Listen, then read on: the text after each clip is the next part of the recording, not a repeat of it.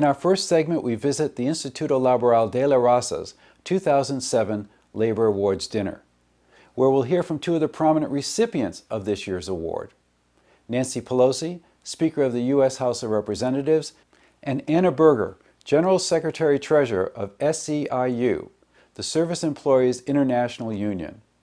The Instituto is a nonprofit workers' resource center with offices in San Francisco and Oakland, California, with a 25-year history of providing labor rights education and legal advocacy for all low-income workers.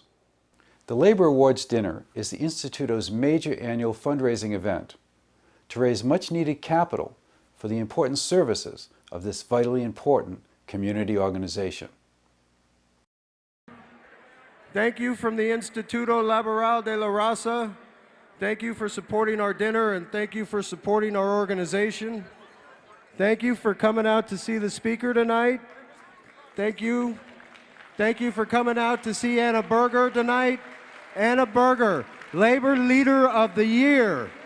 Anna, we all came to see you. This party is for you. My partner in the Instituto. It's been a lifelong struggle with my brother and my partner and my friend and our president, Jaime Gonzalez. Yes, thank you. Thank you, my brother. Without further ado, the woman tonight is for you, Anna. And thank you for going on so long. Anna Berger, Change to Win, SEIU.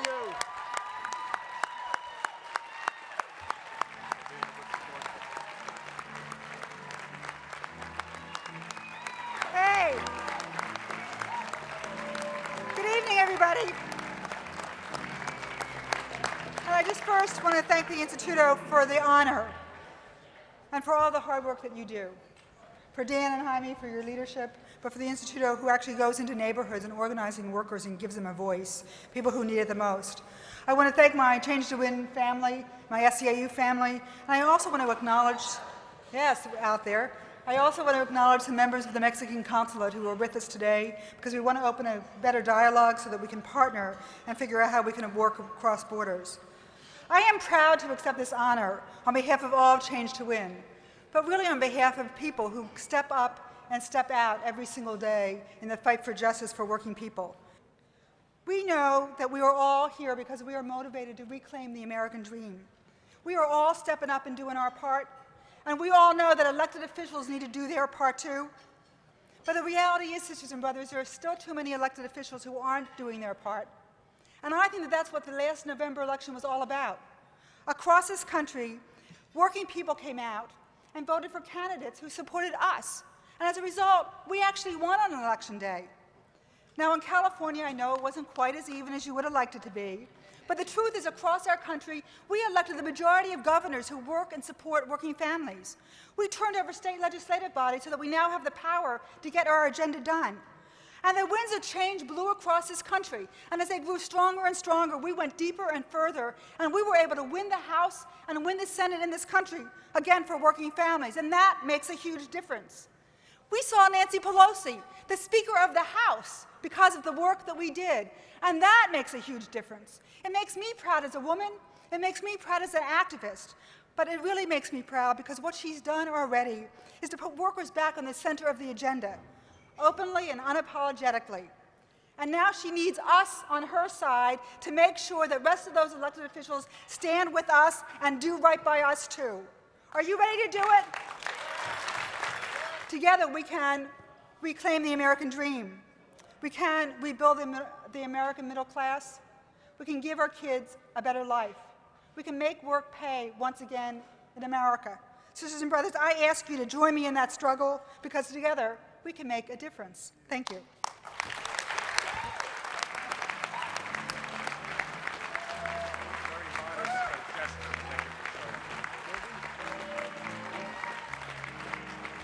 I'd also like to call up to the stage now somebody who's going to make a very special presentation.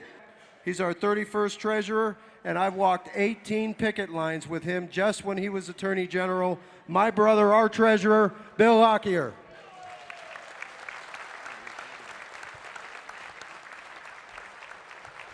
Thank you, Dan. Brothers and sisters, it's a pleasure to be with you. Congratulations, Instituto. I'm proud to introduce someone who's always been with us, representing San Francisco for 19 years in the Congress, a leader in the area of health care, human rights, labor policy. We were so proud to see her become the first woman Speaker of the United States of America, Congresswoman Nancy Pelosi. Thank you.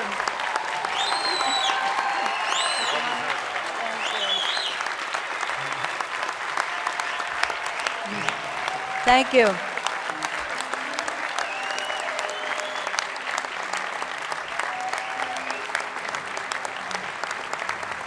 Thank you all very much.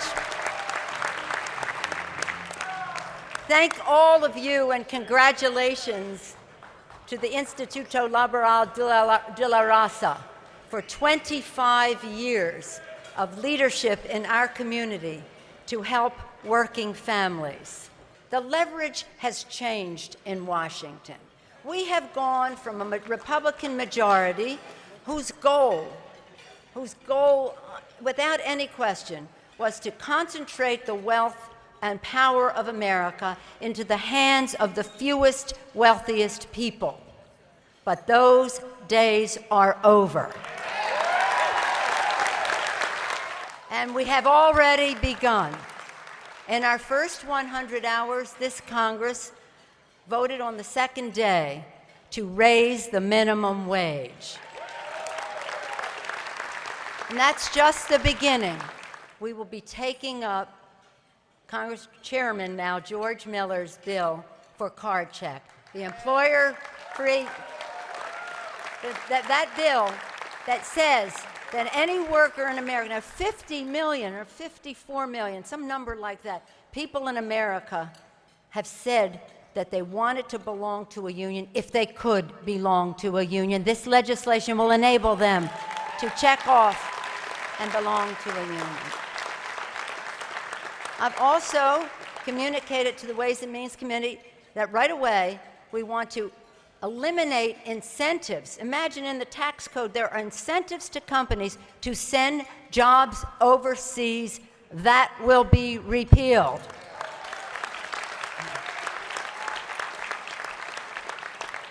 But these and other initiatives that will help America's working families are our priorities.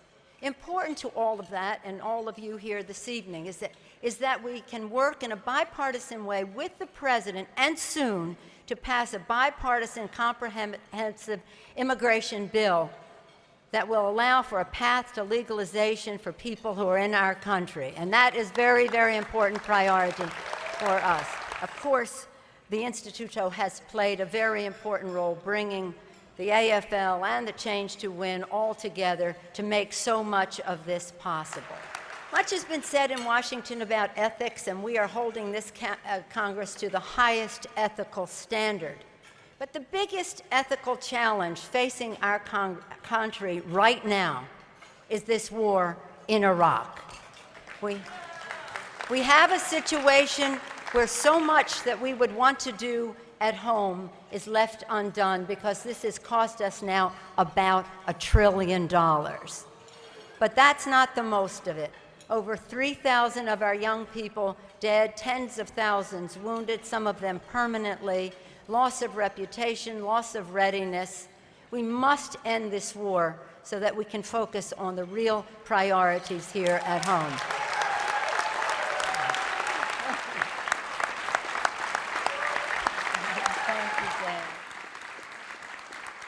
Thank you, Dan. Thank you, Dan. Thank you, Jaime. I thank all of you. Thank you to the Instituto for this award.